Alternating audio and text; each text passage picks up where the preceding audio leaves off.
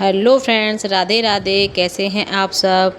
Friends, आप लोगों का स्वागत है हमारे इस एक और नए ब्लॉग में।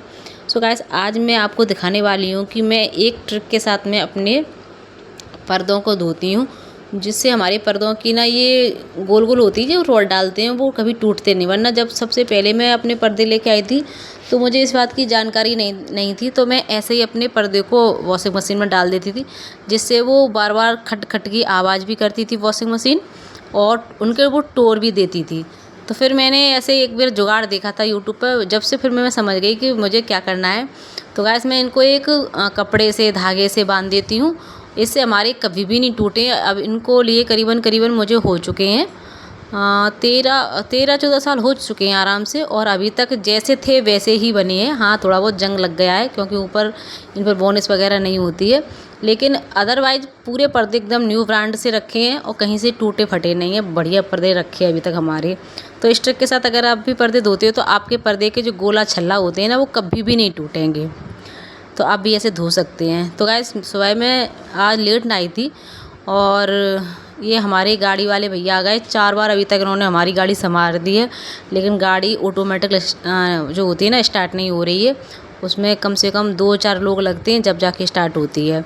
तो मैंने पौधों में पानी नहीं दिया था। इस चक्कर में मैं सोच रही थी अभी तो बारिश हुई है 2 दिन पहले बहुत सारी, तो क्या इतनी जल्दी ज़रूरी है। लेकिन मेरी पौधों पे नज़र गई तो मेरा दिमाग ख़राब हो गया, क्योंकि पौधे पूरे हमारे ऐसे लग रहा है जैसे पता नहीं रो रहे हैं, मुरझा गए थे। तो मैंने फिर गैस पौधे में पानी दिया था और बहुत अच्छे से फिर से वो 2 घंटे बाद ही अच्छे खासे खिलने लगे थे। तो गाइस, ये आप देख सकते हैं हमारे कमरे की हालत। लेकिन अभी कमरे हमें ऊपर से साफ़ करना है। आंटी झाड़ू पोंछा करके चली गई हैं हमारी, और हमने यहाँ से पर्दे उतार दिए। इस दीवार पे तुमने देखा होगा पीछे हमारे पर्दे, वही पर्दे धुलने के लिए डले हैं। तो आज कमरा थोड़ा बड़ा सा ही लग रहा है, आपको पिछले वीडियो में देखोगे तो पता चलेगा। तो गाइस, अभी हम नहा धो के हो चुके हैं रेडी, और मैंने पूजा भी कर लिया, ठाकुर जी को श्रृंगार भी कर दिया है। आज मेरे घर में ये 2 फूल खिले थे, तो मैंने इन 2 फूलों को ही रख दिया था भगवान जी पर, और भोले बाबा पर अलग प्रकार का फूल रखा है तो वहाँ पे रख दिया है। तो गाइस, ये आप देख सकते हैं भोले बाबा की पूजा हो चुकी है। पेड़ पौधों मैंने पानी भी दे दिया था, और पेड़ पौधा हमारे मुस्काने लगे फिर से। इनमें ये हमारा नकली है तो इसका बेचारे को जगह ही नहीं मिलती। कभी मैं यहाँ पे रख देती हूँ, कभी वहाँ पे रख देती हूँ, कभी वहाँ पे रख देती हूँ, क्योंकि परमानेंट नहीं हो पाता नकली के चक्कर में। बाकी सब असली हैं तो परमानेंट रहते हैं। हिलाने डुलाने में मुझे ऐसा लगता है कि पेड़ ना अपना नेचुरलिटी खो देगा, उसे वो डिप्रेशन में चला जाएगा।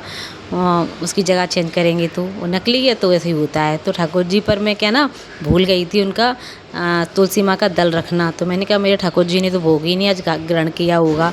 फिर मैं किचन में आ गई थी, और ये सब्ज़ी है हमारी जो कि मैंने ली है। इस सब्ज़ी को गैस में पहले ही धो के रख देती हूँ, क्योंकि इससे क्या होता है ना, अगर धो के नहीं रखो तो कभी कभी बच्चे ऐसे ही खीरा वगैरह टमाटर वगैरह कच्चे ले लेते हैं, उस चक्कर में फिर गंदगी उनके मुंह में चली जाएगी। तो मैं जो भी सब्ज़ी आती है, टमाटर है, खीरा है, हरी मिर्ची है, ये सब मैं धो के ही फ्रिज में हमेशा रखती हूँ, ताकि अगर जल्दी में हो कभी धोना भूल भी जाऊँ जैसे, तो कोई टेंशन ना आए। तो पहले मैं बहुत देर तक सोचती रही कि धोऊँ कि नहीं धोऊँ कि नहीं धोऊँ। मैंने कि धो के ही रख देते हैं, क्योंकि सेवा का बड़ा टेंशन रहता है मुझे। सेवा अक्सर हमारी बहुत ज़्यादा खीरा खाती है। और हरी मिर्ची मैंने धो के रख दी है। सारे टमाटर इतने प्यारे आज आए थे देखने में, थोड़े महंगे तो थे लेकिन बहुत अच्छी लगा। तो गाइस, ये आ चुका है हमारा पार्सल, और इसमें आप देख के तंग रह जाओगे, इतना बड़े में इतना छोटा निकला है कि मैं कह रही तो क्या मैंने मंगाया था। मैंने कही और देखा तो इतनी छोटी लिपस्टिक आई है ये हमारी। ये मैंने मार्स की मंगाई है। तो श्योर हो रही थी कि पहले मैं चेक करूँगी, पर ये अपने आप को बोल रही थी, और जो माधव खड़ा है ये अपने आप को बोल रहा था। तीनों ही रो रहे थे कि मैं चेक करूँगा, मुझे दे दो मुझे दे दो। मैंने माधव को ढक्कन दे दिया इसका, और परी को कुछ नहीं मिल पाया, क्योंकि ये पूरा निकाल के एकदम मतलब खोल देती है, पूरा घुमा के डंडिया सी घड़ी कर देगी आराम से, फिर तब लगाएगी। फिर ये टूट जाती है तो फिर पूरा साल मतलब लगा नहीं पाते हैं। लिपस्टिक को डर लगता रहता है नीचे गिर गई तो फिर गंदी हो जाएगी। तो मार्च की मंगाई थी मैंने, ये करीबन करीबन पता नहीं शायद 200 के आसपास में आई थी, ज़्यादा महंगी नहीं है।